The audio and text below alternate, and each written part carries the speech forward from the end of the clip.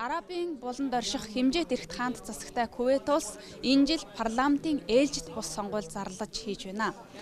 За Кувейтийн үндэсний ассамбле нийтдээ 65 гишүүнтэй, за 50 гишүүнтэй нэг танхимтай. За 50 гишүүнийг ард түмнийхөө шууд саналаар 4 жилийн бүр эрхийн хугацаатаагаар шууд сонгодог.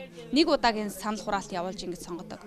За энэ жилийн сонгуулийн гол онцлогийн хувьд бол өмнөх парламентын сонгуулиудтай харьцуулахад цөөн нэр дэвшигч өрсөлдөж байгаа.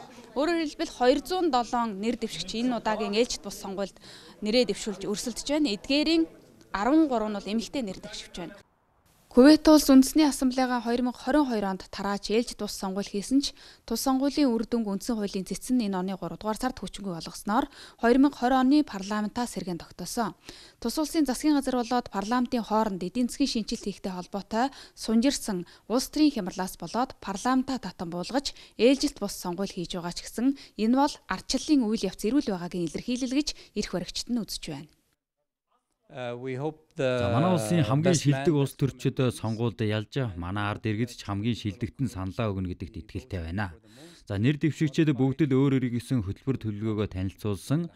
Кувейтийн хамгийн сайхан нь хүн бүр үзэл бодлоо чөлөөтэй илэрхийлж хүн бүртээ хуваалцах боломжтой байдаг.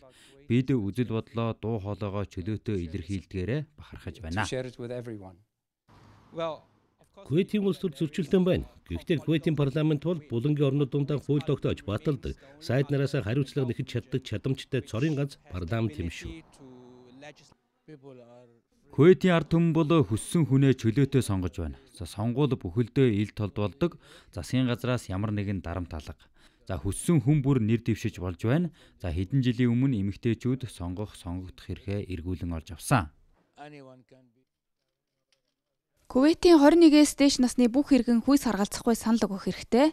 За тус улсын 4.4 сая хүн амын дөнгөж 1.4 сая Кувейтийн иргэн 3 орчим сая буюу 70 орчим хувь нь дэлхийн 100 орчим улсын цагаач ажилчид байдаг. Тэднийг хүн амдаа хамруулж тооцдог боловч сонгуульд санал өгөх эрхгүй. Энэ удаагийн сонгуульд санал өгөх хэрэгтэй 795 мянган хүн бүртгүүлсэн байна. За сонгуулийн саналыг маргааш өглөө 8 цагаас үдшийн 20 цагийн хооронд авна. За Кувейтийн мэдээллийн яам сонгуулийн үйл ажиллагааг олон улсад мэдээлэх зорилгоор дэлхийн 40 гаруй хэвлэл мэдээллийн төлөөллийг урьдсан байна.